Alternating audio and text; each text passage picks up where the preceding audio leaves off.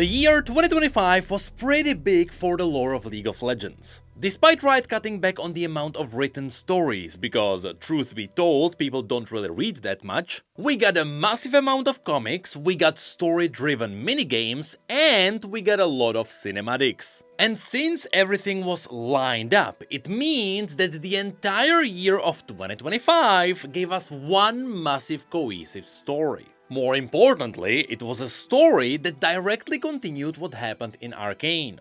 And so in today's video, we are doing one thing. We'll go all the way back to the beginning of this year, and we're going to explain everything that happened in the lore of 2025. As I mentioned, the beginning of this story happened directly after Season 2 of Arcane ended, which is important for two reasons. First of all, the only character setup from Arcane that is important for us is Mel. After the events of Arcane, Mel showed up in Noxus, where she decided to continue her legacy among the high houses of Noxus. However, more importantly, this is also what gave us the timeline for both Arcane and the present story. Because we learned that all of this is happening right after the Noxian invasion of Ionia happened. It is when Swain returned to the capital, he killed the previous leader of Noxus and he himself became the Grand General, although it is before Swain managed to set up the Triforix. Now the Triforix is a new kind of leadership in Noxus that makes sure that Noxus would always be led by 3 leaders. Those would be representing the 3 main pillars of Noxus: Vision, Might and Guile. And the reason for this style of leadership is simple. Noxus has a lot of problems with corruption. And so once one leader gets corrupted, the other 2 can pile up on them. But again, all the story we are gonna talk about happens before the new leadership. So currently, Swain is simply trying to take over Noxus, which is where our first piece of lore comes in. It all began with the Bite Marks cinematic. This cinematic contains 3 scenes which we have to tackle separately. There is the Mel scene, the Karina and Elise scene, and the scene with Darius and Trundle. However, there is also the epilogue that gives everything context. So, let's have a look at that one first. In this scene, we learned that during Arcane, LeBlanc was scheming around, which is what confused most of the Arcane fans. But more importantly, it is revealed that she did also try and set up her roots in Piltover as well. This is of course because throughout everything that LeBlanc does, she is trying to collect more power. And that is because, while she is technically a villain, she is trying to gather up power for the good of the entire world. For the most part, her schemes are still a mystery, but we do know that for the most part she should still be a good guy who is doing questionable things. Anyway, in this scene we can see that LeBlanc is focusing on a Darkin weapon. But while she is doing that, her colleague Vladimir, who is also a member of the Black Rose, is telling her to focus on Mel instead. He's doing it because, you guessed it, lore. You see, Vladimir was a Chemevoran prince, which means he is a very distant uncle of Viego, who got traded in as a hostage to the Darkin during the Great Darkin War. To keep a very long story short, the Darkin are simply the Shuriman Ascended God Warriors, who became crazy and morphed their own bodies with blood magic. And as they went on a frenzy around the world, they started fighting each other, and it became such a big problem that a Celestial had to come down onto Runeterra to stop them. Specifically, the god showed people how to seal the Darkin inside weapons. But while the Darkin were still rampaging across the world, Vladimir was traded into one of them as a hostage. Now, because as I mentioned, the Darkin are slightly crazy, they did let Vladimir try and handle the blood magic for fun. But unexpectedly to them, Vladimir succeeded and he became the first Hemomancer. The point is that Vladimir has a deep history with the Darkin and he witnessed how powerful they are. I mean, again, a celestial god had to come down to stop them. Which is why, in this entire cinematic, Vladimir is telling LeBlanc to stop focusing on the Darkin and focus on Mel instead. Simply said, Vladimir is afraid of the Darkin. And because, as you can see, LeBlanc did not budge, He had to take matter into his own hands. You see, LeBlanc's plan was to acquire a Darkin weapon and give it a new host. This is because when a mortal picks up a Darkin weapon, the Darkin that is inside the weapon can take over the body of whoever picked it up. In other words, they become a new host for the Darkin. So in theory, if LeBlanc had someone in her service become the host, well then she would have a Darkin in her own toolkit. In fact, LeBlanc already knew who would be the perfect host, and that was this guy.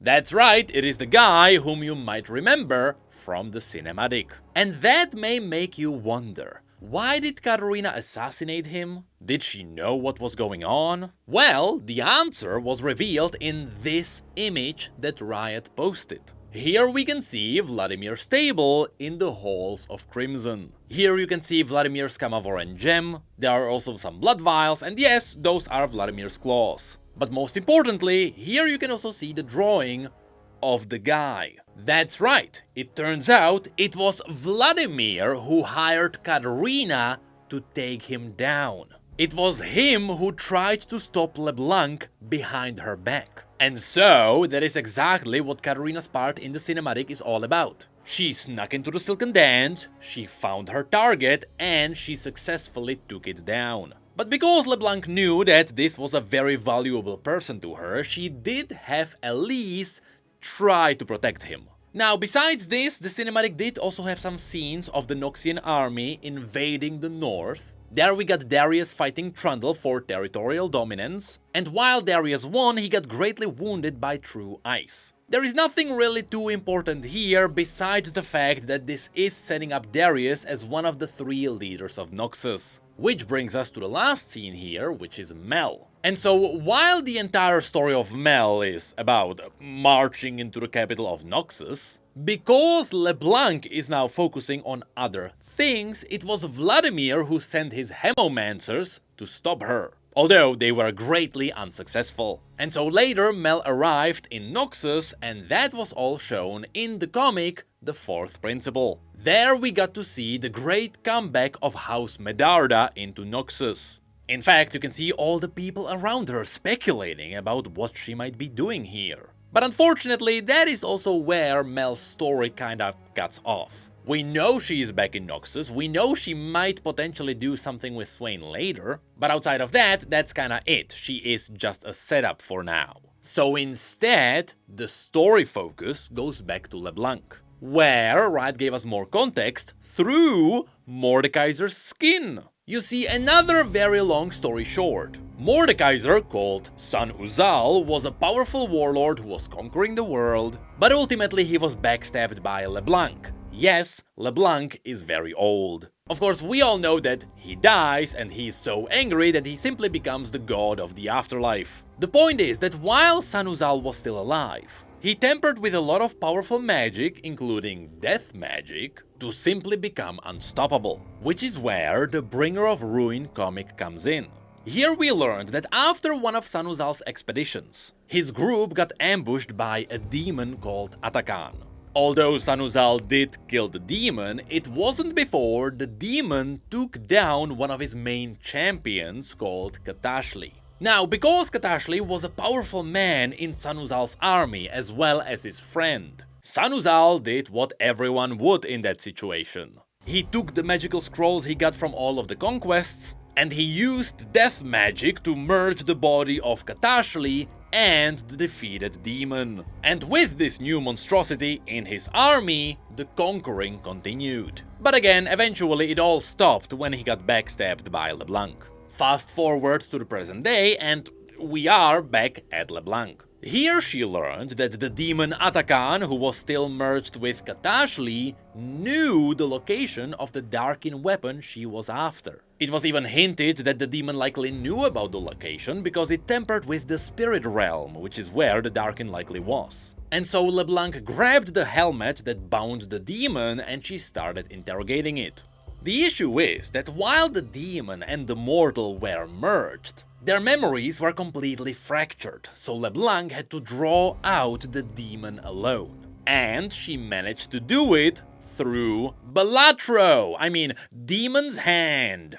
That's right, we are talking about the League of Legends version of Balatro that was playable in the client. In this minigame, we were playing through the perspective of Katashli and Atakan together. And the sigils we used to play the game were there to draw out the fragments of Atakan. This is why, by the end of the game, it was revealed that the mysterious person in front of us was LeBlanc. It's because all of this was happening in Atakan's subconsciousness, with the grand result being that Atakan's memories were formed back together and the mortal was wiped out. Which means that LeBlanc could ask the demon the important question: where was the Darkin weapon hidden? And because Atakan was promised freedom if he obeyed, he told her it is indeed in Ionia. This scene then continues in the Dark Gambit cinematic. Here, once again, you can see Vladimir kinda nervous around the powers that LeBlanc is tampering with, but he also points out that he doesn't know what LeBlanc wants to do now. She doesn't have a host anymore, however that might have happened. Surely it was the work of Swain. But what Vladimir didn't know, however, is that LeBlanc already had a plan B, which was revealed in LeBlanc's new short story. This story revealed something really awesome about LeBlanc. It turns out, every single one of LeBlanc's clones believes that it is the real LeBlanc. But also it revealed that LeBlanc is hiding her clones all over the place. There was one in the north keeping an eye on Darius, who was getting healed from the wound, meaning that LeBlanc knows exactly what Darius is doing. There was also a clone in Ionia who saw how Syndra was getting freed from her prison. But also there was a clone in Demacia who saw Xin Zhao pick up a seed from the Demacian gardens. And more importantly, after this, LeBlanc made the seed bloom in a way only an Ionian tree could. This of course made Xin Zhao very confused, and eventually this led into Xin Zhao traveling into Ionia to investigate what happened. In other words, LeBlanc manipulated Xin Zhao into going into Ionia. Which takes us to Xin Zhao's first comic. Here we get a closer look at his journey. Here we learned that it was King Jarvan III who told him to travel to Ionia to find peace in his homeland. Because yes, in case you don't know, Xin Zhao was originally an Ionian who got kidnapped by Noxians, who later got freed by Demacians. So he was an Ionian in the service of Demacia.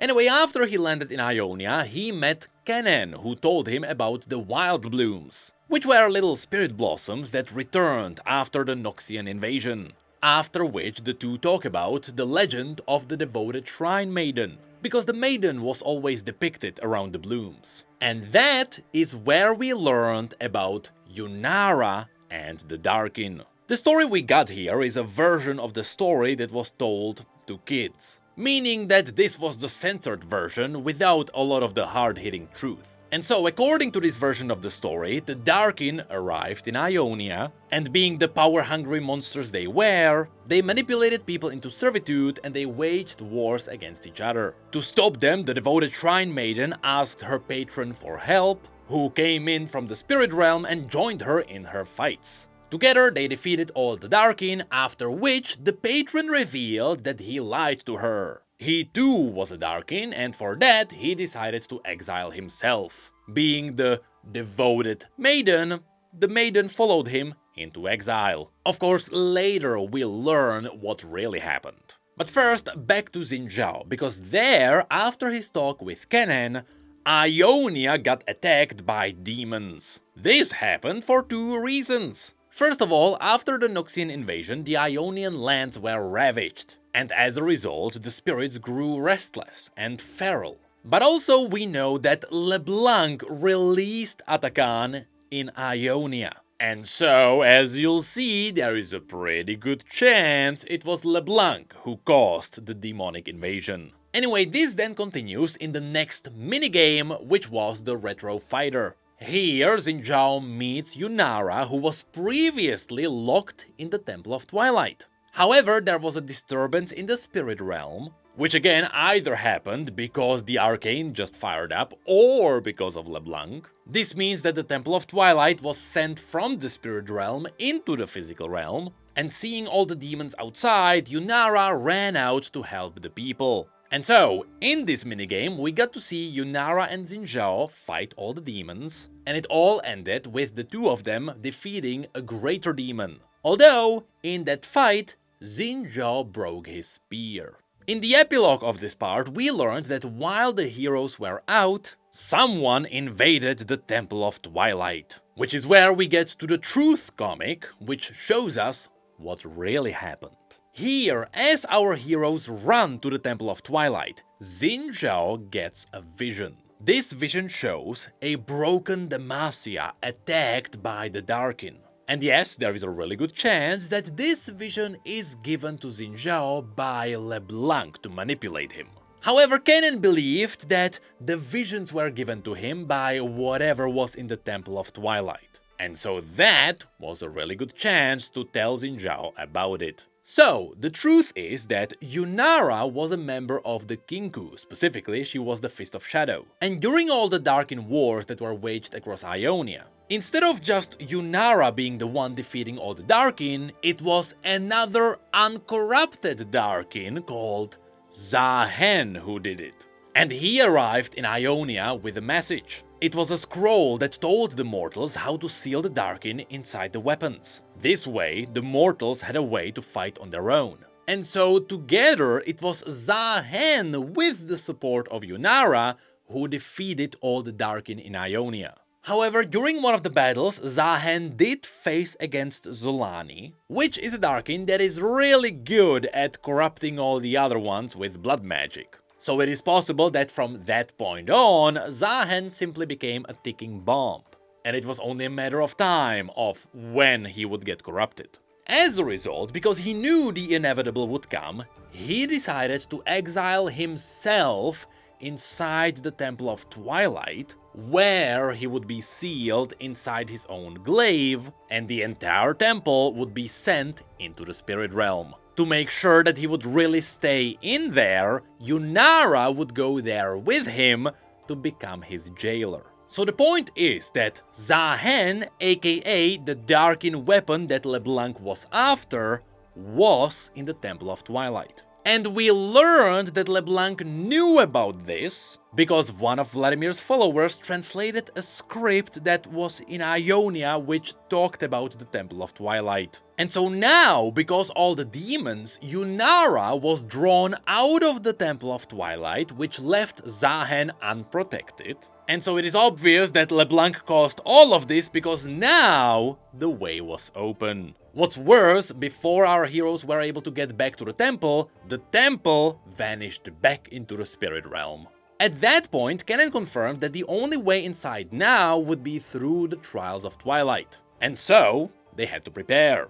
Xin Zhao got brand new armor, he also got a new Ionian spear, and once they were ready, Kennen opened the portal and Yunara and Xin Zhao jumped inside. Inside the Trials of Twilight, Xin Zhao had to go through a couple of visions to make the right choices to prove that he was worthy. So first, he got a vision of his past, specifically it was the moment that he got captured by Noxians. And later, we got to the moment where King Jarvan III sent Xin Zhao into Ionia. In that scene, the king got killed by a Darkin. Specifically, it was corrupted Garen, who was Xin Zhao's friend. But later he got a vision of Prince Jarvan IV, who was also corrupted. And for a brief moment, his image flashed into LeBlanc, which revealed to us that it was LeBlanc who gave Xin Zhao all of these visions. And again, the point to all of this was to make Xin Zhao pick up the Darkin glaive. And for a brief moment, LeBlanc succeeded at that. Xin Zhao did pick up the Darkin blade, but what saved him in the end was the Darkin himself. It was actually Zahen who prevented Xin Zhao from picking up the weapon and failing the trials. After this, Xin Zhao got back into his senses by Yunara, who also passed the trial. And so the two then stood up and they ran further down into the temple. And that is where we get to the last piece of the 2025 lore, which also reveals the entire point of this entire storyline. And that is the Twilight's End cinematic. Here we see Xin Zhao and Yunara arrive at the place where Zahen was sealed in his glaive. And when they get there, they get to see a shocking image. Because LeBlanc let Atakan pick up Zahen's glaive. And should their merging complete, LeBlanc would essentially create the first Darkin demon, which would likely be among the most powerful entities on Runeterra. So, our heroes had to stop them. This resulted in a massive battle with Xin Zhao and Yunara on one side and LeBlanc and Atakan on the other. At first the fight was even, but eventually Yunara was knocked down and Xin Zhao was stabbed. And because there was nothing else he could possibly do, Xin Zhao did the only possible thing. He picked up the glaive. By doing so, his soul was transported inside the glaive where he got to see Zahen. In the environment around, you could see the black goop of Atakan slowly taking over Zahen. And because at this point Zahen was aware of how serious the situation was, Zahen too had to do the only possible thing. He would take over Xin Zhao's body to free himself. And so we got to see Xin Zhao's soul getting vaporized, and Zahen was once again free to move, although it was with Xin Zhao's body. Once free, with a single swing of his glaive, he annihilated Atakan. And while we don't know what happened to him or Yunara after this, we get one final scene that showed us one final plot twist. Because back in the hideout of the Black Rose, we got to see LeBlanc and Vladimir, where once again Vladimir looked nervous because he has no idea what's going on. I mean, he doesn't have clones around like LeBlanc, so he can't just see things. But LeBlanc was visibly happy after she saw Atakan's helmet crumble. Because to her it confirmed that even demons could be undone. The twist lies in the fact that currently LeBlanc's biggest enemy is Swain, the Grand General who is taking over Noxus and who is constantly fighting the Black Rose inside the capital, who is also really powerful because he is using the power of the Demon of Secrets, Realm. But now LeBlanc learned that his demon can be killed too. And that is what the entire story was about. While it is possible that at the beginning LeBlanc wanted to acquire the Darkin weapon for herself, by the end of the story she purposefully sent a demon to fight a Darkin to see if the Darkin can defeat it. And she successfully managed to do this by manipulating Xin Zhao into traveling into Ionia, letting him pick up the weapon and face against Atakan. Meaning, the result of the great 2025 lore was that Xin Zhao is dead, Zahen is a brand new Darkin that is now walking around Runeterra, although he is kinda a good guy, but also LeBlanc learning that demons can be killed, and should she want to defeat Swain, there is the likelihood that she can do that by using a Darkin. And that was the complete story of 2025. Honestly, this was a really good year for the lore of League of Legends, despite the fact that at some points the twists in the story were getting a little bit too confusing.